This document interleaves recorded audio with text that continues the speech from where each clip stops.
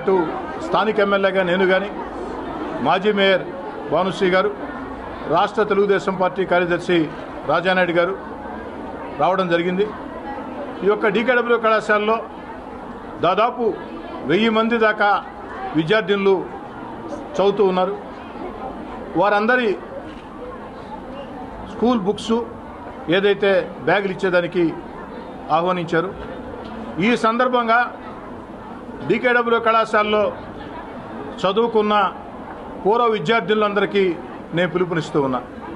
DKW కళాశాలలో చదువుకున్న పూర్వ విద్యార్థినులు ఈరోజు ఇతర జిల్లాల్లో, మన జిల్లాలో, ఇతర రాష్ట్రాల్లో, ఇతర దేశాల్లో అనేక మంది చాలా మంచి స్థానాల్లో ఉన్నారు.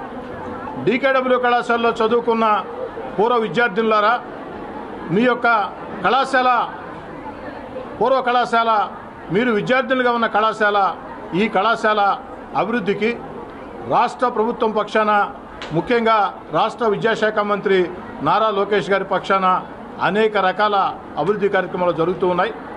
అయితే డీకేడబ్ల్యూ కళాశాలకి పూర్వ వైభవం రావాలంటే ప్రభుత్వ సహకారంతో పాటు, ప్రభుత్వం ఇస్తున్నటువంటి ప్రోత్సాహంతో పాటు ఈ డీకేడబ్ల్యూ కళాశాలలో చదువుకున్నటువంటి పూర్వ విద్యార్థులందరూ కూడా ముందుకు రావాలా.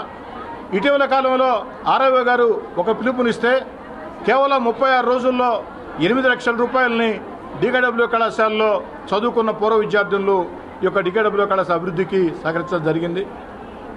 ఆ యొక్క పూర్వ విద్యార్థులుగా ఉండి ఆర్ఐఓ గారి విజ్ఞాపన మేరకి కళాశాల అభివృద్ధి కోసం అండగా నిలిచిన అందరికీ ధన్యవాదాలు తెలియజేస్తూ, కానీ ఇంకా చాలామంది ఉన్నారు, కొన్ని వేల మంది ఉన్నారు, ఈ జిల్లాలో ఉన్నారు, ఇతర జిల్లాల్లో ఉన్నారు, ఇతర రాష్ట్రాల్లో ఉన్నారు, దేశ విదేశాల్లో ఉన్నారు.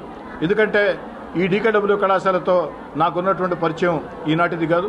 నేను నెల్లూరు విఆర్ కళాశాలలో చదువుకునే రోజుల్లో విఆర్ కళాశాల స్టూడెంట్స్ యూనియన్ ప్రెసిడెంట్గా, ఎస్వి యూనివర్సిటీ సెనెట్ సభ్యుడిగా ఈ కళాశాలతో నాకు దగ్గర సంబంధాలు ఉన్నాయి.